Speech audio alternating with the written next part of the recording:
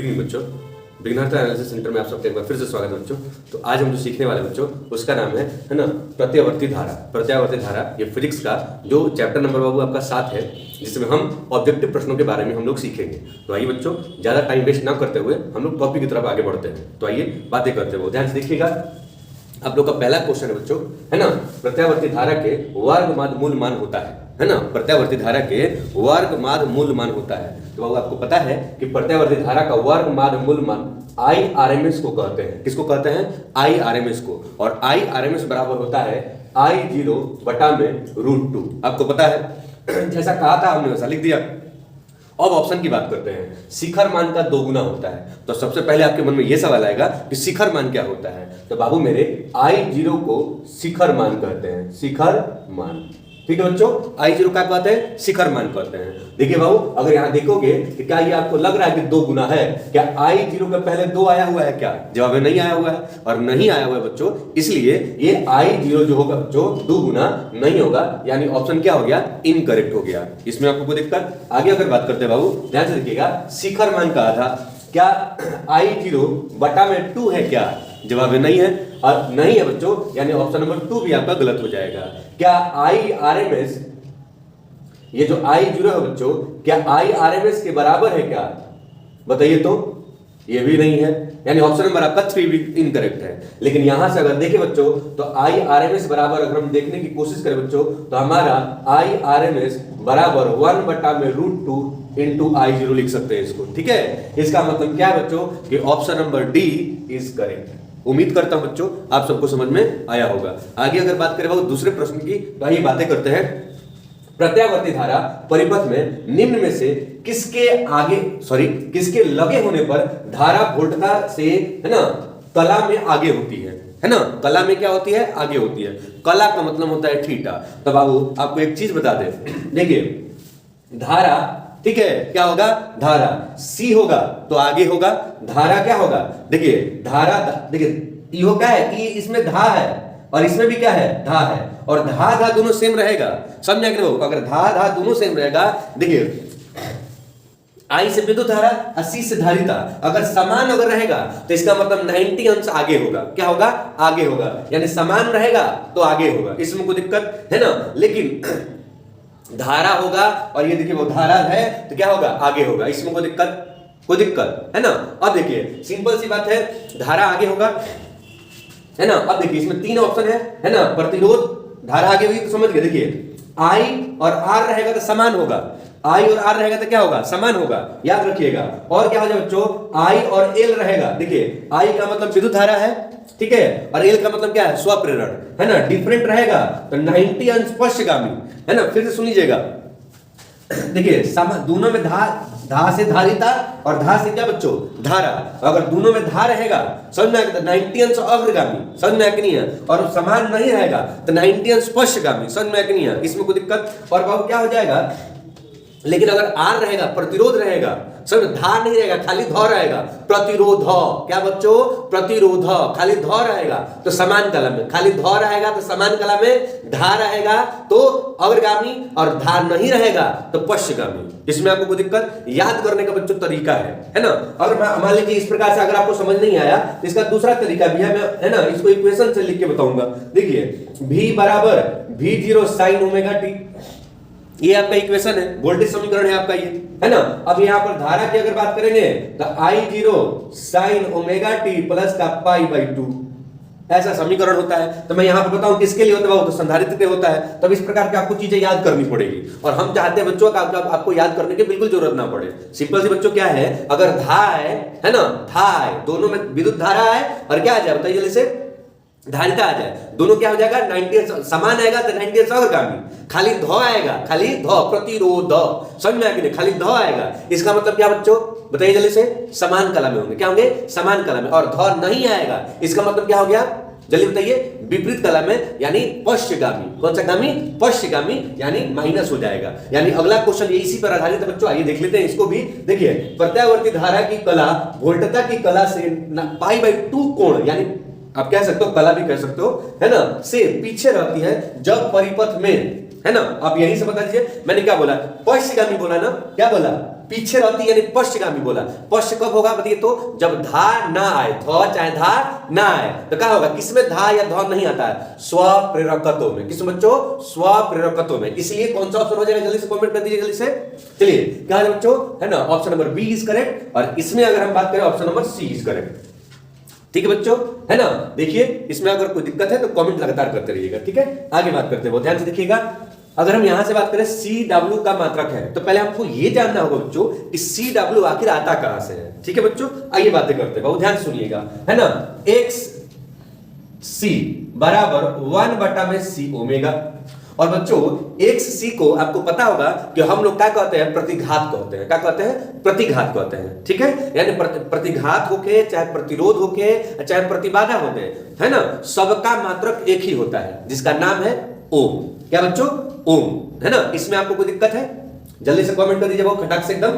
ठीक है, अब चलिए, है ना, कितना होता है बच्चों, ओम होता है। तो यहां पर अगर देखें बाबू ये क्या है, CW है, तो खाली CW पूछा है। तो देखिए बाबू CW का इनवर्स करना पड़ेगा हमको, जल्दी बताइए। इसको उलटेंगे तब ना CW होगा, बोलिए जल्दी से। देखिए CW खाली पूछा है तो CW को ऊपर चल जाएगा। देखिए फिर से देखिए बच्चों, फिर से देखिए एकदम, फिर से देखिए, अच्छे से देखिए एकदम। देखिए CW है यहां पर बाबू, तो चलिए बातें करते बाबू। देखिए मैं यहां पर CW लिखूंगा बराबर का 1/XC लिखूंगा। CW हो गया तो CW का क्या हो जाएगा, ओम हो जाएगा। क्या हो जाएगा, CW का बच्चों क्या हो जाएगा, ओम हो जाएगा, OHM।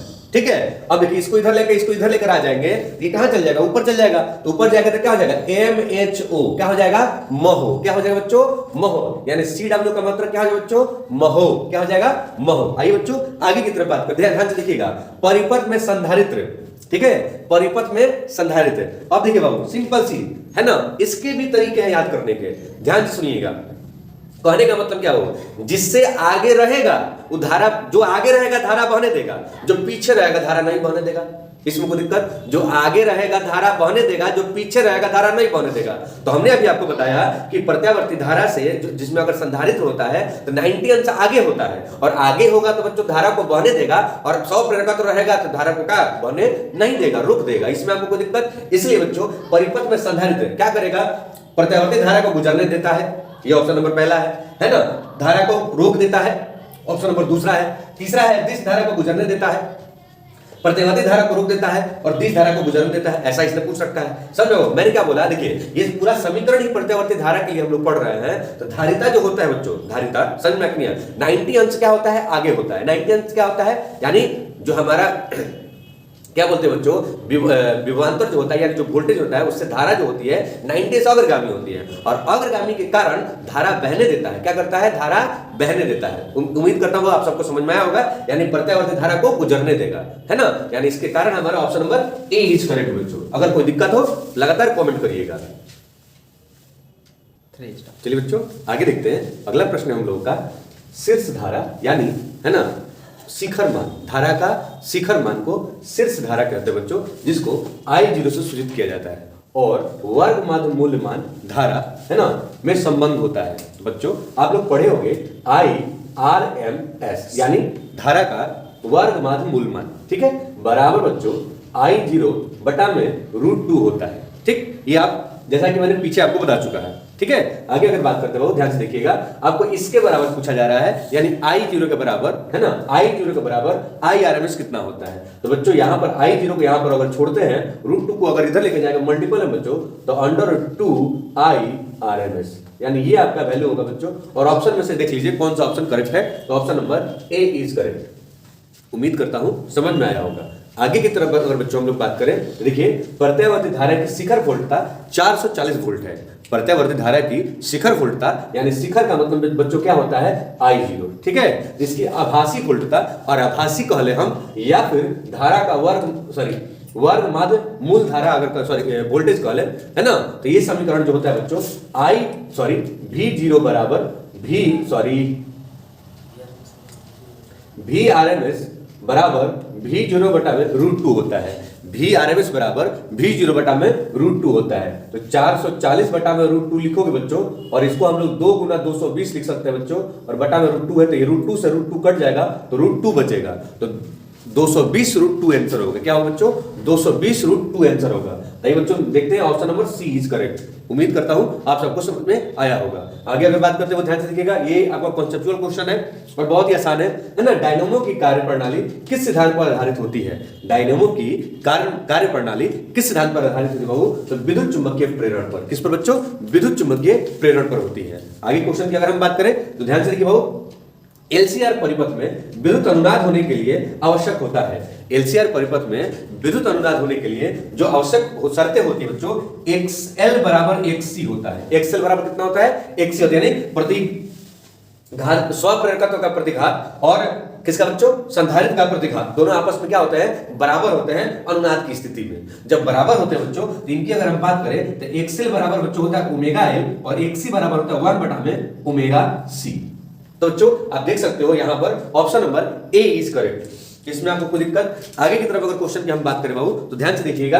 अगला क्वेश्चन है, किसी एलआर परिपथ में आरोपित वोल्टता 220 वोल्ट है, ठीक है, और प्रतिरोध के सिरों पर विभवांतर 132 वोल्ट है तथा प्रेरकत्व के सिरों का विभवांतर होगा, ठीक है। देखिए बाबू, जब आप ये एलआर परिपथ पढ़ रहे थे बच्चों, तो जब वहां पर परिणामी वोल्टता निकालने के लिए आप एक समीकरण पढ़े होंगे, परिणामी वोल्टता निकालने के लिए। तो परिणामी निकालने के लिए आपने पढ़ा होगा बच्चों, क्या पढ़ा होगा? ध्यान से देख लीजिएगा, है ना। देखिए v का स्क्वायर माइनस vl का स्क्वायर, है ना।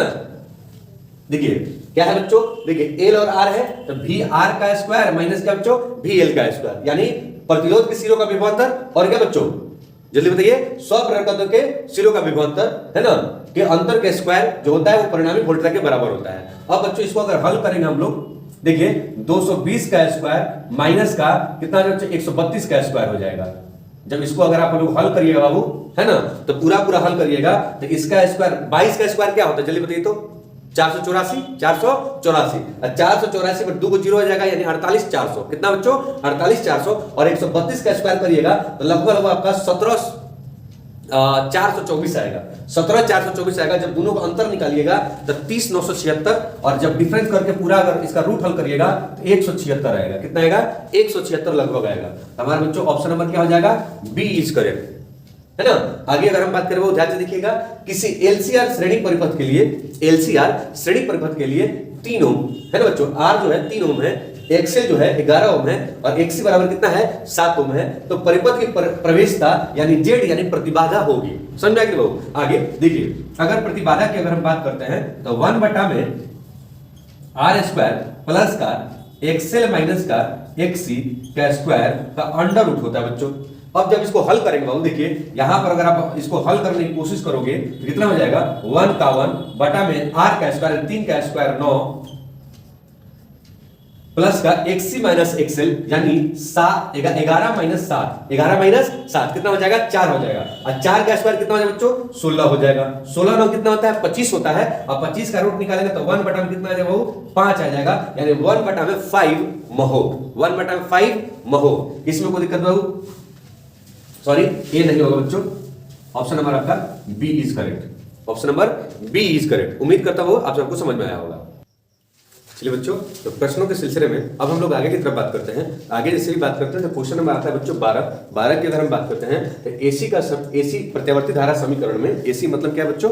प्रत्यावर्ती धारा का समीकरण में I बराबर 50 sin 100 t है, यानी 50 sin 100 t, यानी 100 क्या है बच्चों? ओमेगा है। 50 क्या है? I0 है और ये 100 क्या है? ओमेगा है, t है। तो धारा की आवृत्ति होगी। आवृत्ति निकालने के लिए बच्चों, है ना, देखिए omega equal to 2 pi nu होता है और न्यू निकालने के लिए आपको ओमेगा बटा में 2 पाई करना होगा।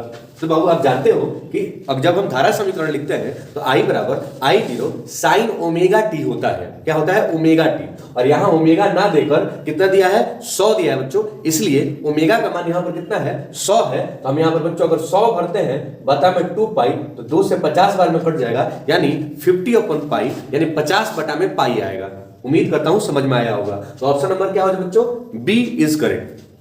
अगला क्वेश्चन का सिलसिला है बच्चों, है ना, निम्नलिखित में से किसके लिए संधारित्र अनंत प्रतिरोध की तरह कार्य करता है ना, अनंत प्रतिरोध। ठीक है, देखिए अगर हम बात करें अनंत प्रतिरोध यानी बिल्कुल बहने नहीं देगा, है ना, प्रत्यावर्ती धारा को बिल्कुल बहने नहीं देगा, यानी अनंत प्रतिरोध का कार्य करेगा। देखिए जैसा कि पिछले क्वेश्चन में हमने आपको बताया कि प्रत्यावर्ती धारा के लिए अगर हम संधारित्र की अगर बात करें तो धारा का जो मान होता है 90 अंश जो होता है अग्रगामी होता है और उस अग्रगामी के कारण धारा को बहने देता है। क्या करता है? धारा को बहने देता है। किसमें? प्रत्यावर्ती धारा परिपथ में। परंतु हमारे पास धारा परिपथ के लिए दो चीजें होती है, एक दिश धारा होता है, प्रत्यावर्ती धारा होता है। तो प्रत्यावर्ती धारा तो बहने दे रहा है, लेकिन प्रतिरोध किसके लिए करेगा? तो दिश धारा के लिए बच्चों। उम्मीद करता हूं समझ में आया होगा। तो अगला हमारा आंसर हो गया बच्चों डीसी, यानी क्या हो जाए बच्चों?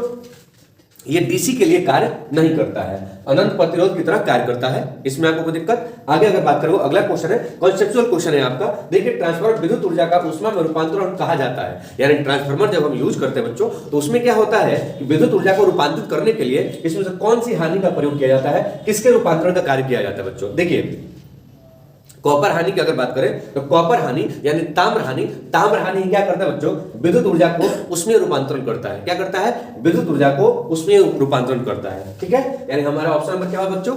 ए हो जाएगा। इसमें कोई दिक्कत? आगे की तरफ अगर हम बात करें, वो ध्यान से देखिएगा, ट्रांसफार्मर के कोर को पत्तादार या परतदार या पटलित क्यों बनाया जाता है? ऐसा है। ठीक है, देखिए बच्चों, ट्रांसफार्मर के क्रूडो को पत्तादार या पटलित इसलिए किया जाता है ताकि भंवर धाराओं को रोका जा सके। क्या किया जा सके बच्चों? भंवर धाराओं को रोका जा सके। आप देख सकते हो, भंवर धाराओं से होने वाली हानियों को रोका जा सके या भंवर धाराओं को से होने वाली हानि का किया जा सके, कम किया जा सके। ठीक है, इसके लिए हम लोग बात करते हैं बच्चों, यानी ऑप्शन नंबर क्या हो जाएगा? सी हो जाएगा। ठीक है, आप इसके डिफिनेशन में ही पढ़े होंगे, है ना? ट्रांसफार्मर के क्रूडो को पटलित क्यों किया जाता है या पत्तादार क्यों रखा जाता है। ठीक है, आगे क्वेश्चन की अगर बात करो, ध्यान से देखिएगा, प्रत्यावर्ती धारा समीकरण I बराबर है ना 60 sin 100 पाई टी धारा के मूल माध्य वर्ग का मान कितना होगा? ठीक है, आगे बात करते बाबू, ध्यान से देखिएगा। इसकी अगर बात करें तो आई आर एम एस बराबर I0 बटा में √2 होता है। आप सब जानते हो। देखिए बाबू, तो I0 कितना है यहाँ पर? 60 है, और 60 बटा में √2 अगर लिखेंगे बच्चों तो हमारा IRMS हो जाएगा, यानी धारा का वर्ग माध्य मूलमान हो जाएगा। क्या हो जाएगा? वर्ग माध्य मूलमान। तो 60 बटा में कितना आ गया बच्चों?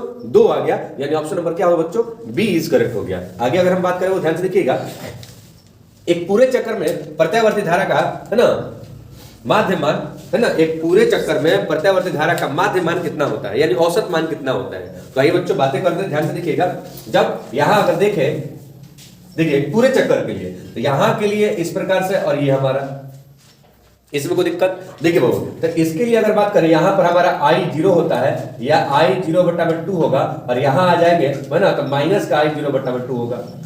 समझ में आया? इसमें कोई दिक्कत है ना? इसमें कोई दिक्कत बाबू? तो जब इतना हो जाएगा बाबू, है ना, यानी सिंपल से अगर बात करें तो ये जो हमारा इक्वेशन होगा, यहां आके कितना हो जाएगा? 0 हो जाएगा। ऊपर में प्लस का, नीचे में कितना हो जाएगा? माइनस का। देखिए फिर से 2I0 बटा में पाई ये आपका आता है, फिर 2I0 बटा में पाई माइनस का और प्लस दोनों का क्या हो जाएगा? 0 हो जाएगा। तो पूरा वैल्यू हमारा क्या देगा? 0 देगा, यानी option number A is correct. अगला क्वेश्चन है बच्चों हम लोग का, प्रत्यावर्ती धारा के वर्ग मान, मूल मान और शिखर मान का अनुपात होता है। तो आइए बच्चों बातें करते, ध्यान से देखिएगा।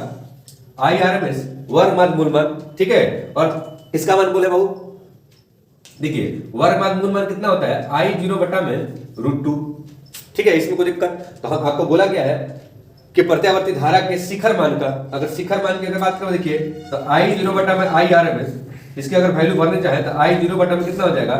I0 बटा में √2, I0 से I0 क्या हो जाएगा? कट जाएगा, और हमारा कितना बच जाएगा? √2 बच जाएगा, यानी option number A is correct. Option number A is correct. उम्मीद करता हूं बाबू आप सबको समझ में आया होगा। चलिए आगे की बात करते हैं। अगला क्वेश्चन है बच्चों हम लोग का क्वेश्चन नंबर 19। ये कहता है कि दिश धारा के लिए आवृत्ति होती है। दिश धारा के लिए आवृत्ति होती है। देखियो, प्रत्यावर्ती धारा के लिए आवृत्ति होती है, लेकिन दिश धारा के लिए आवृत्ति नहीं होती है, क्योंकि इसका आवृत्ति का मान कितना होता है बच्चों? 0 होता है। क्या होता है? 0 होता है।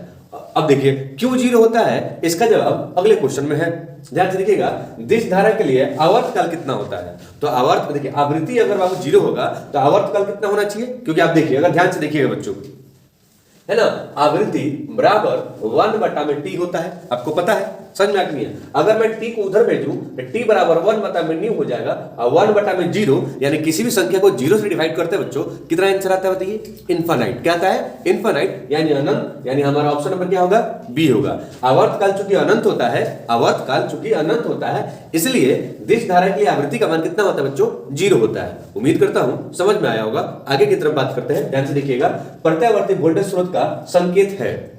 देखिए बच्चों, ये जो है ये प्रतिरोध R का संकेत है, ये जो है संधारित्र C का संकेत है, ये जो है स्वप्रेरकत्व L का संकेत है, और ये है प्रत्यावर्ती वोल्टेज या प्रत्यावर्ती धारा का संकेत है। उम्मीद करता हूं बच्चों आप समझे होंगे। आगे की तरफ अगर हम बात करें तो प्रत्यावर्ती धारा के आधे चक्र के लिए औसत मान होता है, प्रत्यावर्ती धारा के आधे चक्र के लिए औसत मान होता है बच्चों, याद रखिएगा, ये होता है I0 2I0 बटा में पाई, 2I0 बटा में पाई।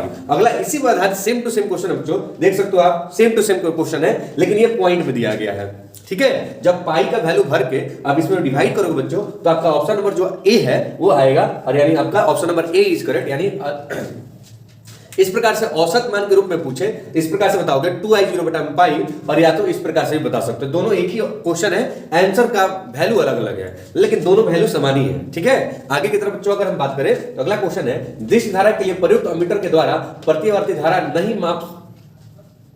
माप सकते हैं क्योंकि, है ना। देखिए कहने का मतलब क्या है, दिश धारा के लिए प्रयुक्त अमीटर, यानी दिश धारा को मापने के लिए हम सिंपली अमीटर का प्रयोग करते हैं। किसका प्रयोग करते हैं? अमीटर का प्रयोग करते हैं, परंतु प्रत्यावर्ती धारा नहीं माप सकते हैं। अब आपके मन में सवाल आएगा कि क्यों नहीं माप सकते हैं, तो ध्यान सुनिएगा। ऑप्शन दिया है, प्रत्यावर्ती धारा डीसी अमीटर से प्रवाहित नहीं हो सकती है। प्रत्यावर्ती धारा डीसी अमीटर से प्रवाहित नहीं हो सकती, ये पहला क्वेश्चन पूछ रखा है ना वो, ऐसा नहीं है, प्रवाहित होता है। अब आपके मन में सवाल आएगा, सर कैसे प्रवाहित होता है? तो जवाब है बच्चों, इन्वर्टर से जब हम लाइन मतलब क्या होता है, इनपुट लेते हैं, क्या लेते हैं? इनपुट लेते हैं, तब प्रत्यावर्ती धारा है ना डीसी से ही ना होके जाता है, इसमें कोई दिक्कत, रेक्टिफायर से होके जाता है, बैटरी को चार्ज करता है, आप सबको पता होगा।